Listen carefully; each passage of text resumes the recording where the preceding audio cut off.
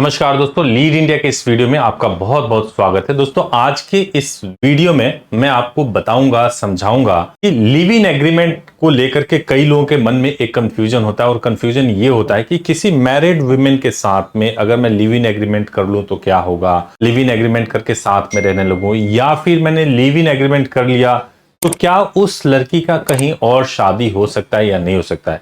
एक बहुत ही interesting matter जो सुप्रीम कोर्ट तक पहुंच गया, इसके बारे में एक ऑर्डर आया और उस ऑर्डर में क्या है वो मैं आपको एक्सप्लेन करूंगा।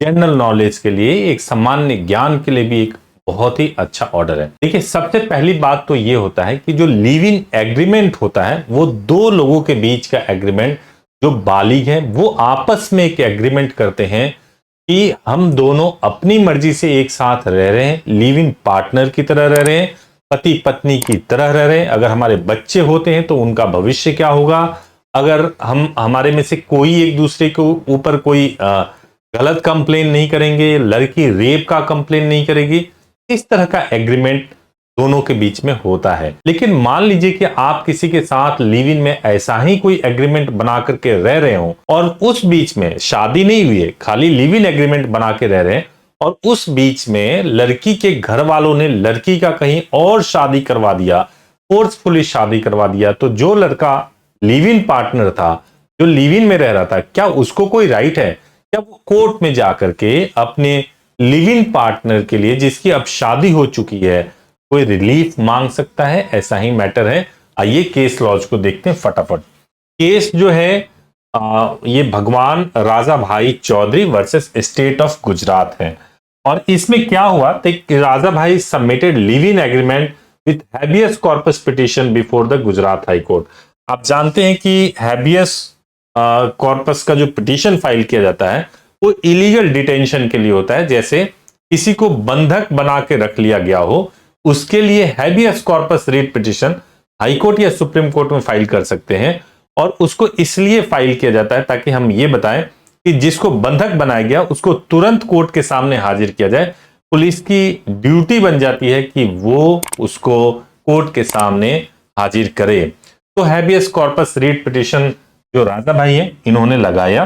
जब हैबियस कॉर्पस रिट पिटीशन इन्होंने लगाया तो इन्होंने कहा कि जो उनकी गर्लफ्रेंड है, जिसकी अब शादी हो चुकी है, वो उसके विश के अगेंस्ट, उसके इच्छा के खिलाफ जाकर के ये हुआ है, तो ये बिल्कुल गलत है। क्योंकि हमने लिव इन एग्रीमेंट किया हुआ था, हमारे बीच में एक लिव इन एग्रीमेंट चल रहा था, हम साथ में रह रहे थे, तो उसकी शादी जो हुई है वो फोर्सफुली शादी हुई है, ऐसा कह करके उन्होंने पिटीशन फाइल कर दिया।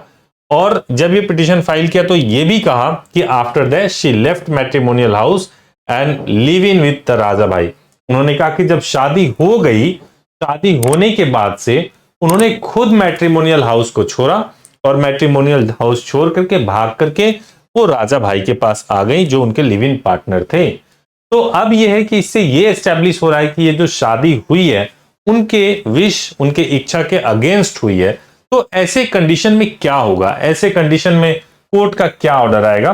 कोर्ट ने अपना ऑर्डर सुनाया। कोर्ट का जो ऑर्डर आया है, ये ऑर्डर जो आया है, ये ऑर्डर आपका 6/3/2023 यानी 6 मार्च को ऑर्डर आया है। तो सबसे पहले कोर्ट ने क्या कहा? सबसे पहला चीज कहा कि custody with her husband can not be termed illegal. वो किसके साथ रह रही है? अभी अपने पति के साथ रह रही है, तो पति के साथ में रहना कैसे इलीगल हो सकता है?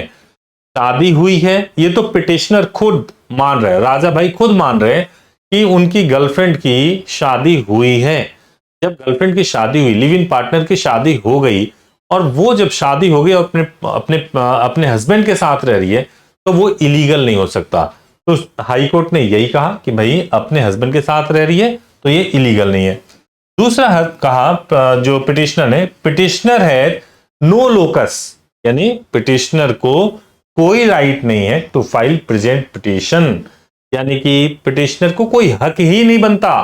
पिटिशनर आखिर है कौन? उसका पिटिशनर तो कोई नहीं है। आप लिव इन में रह रहे हो, कोई रिश्ता नहीं बना है। लिव इन पार्टनर कोई कानून की नजर में कोई रिश्ता नहीं है। तो कोई रिश्ता ही जब नहीं बना है तो उसको हक क्या है कि अपने लिव इन पार्टनर के लिए पिटीशन फाइल करे?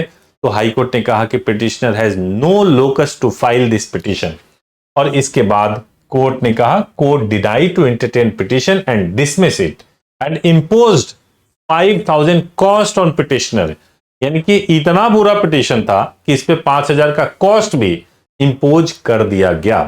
तो आप समझ लीजिए कि लिव इन एग्रीमेंट प्रोटेक्ट करता है आपको तब तक जब तक लड़की आपके खिलाफ कोई बयान देती है। जैसे मान लीजिए आपने एग्रीमेंट बना लिया, किसी सिचुएशन में ऐसा हुआ कि लड़की का मन बदल जाए, लड़के का मन बदल जाए, बच्चा हो जाए और आपके खिलाफ कोई आरोप लग जाए, लड़की को जबरदस्ती ही आपके खिलाफ रेप का आरोप लगवा दिया जाए या कुछ भी ऐसा सिचुएशन होता है, तो आप एग्रीमेंट दिखा सकते हो कि भाई साथ में रह रहे थे, पूरा कंसेंट था कि हम लिव इन में एज ए हस्बैंड वाइफ रहेंगे, तो उसमें कोई दिक्कत वाली बात नहीं है। तो ये सबसे बड़ा फायदा एग्रीमेंट का होता है।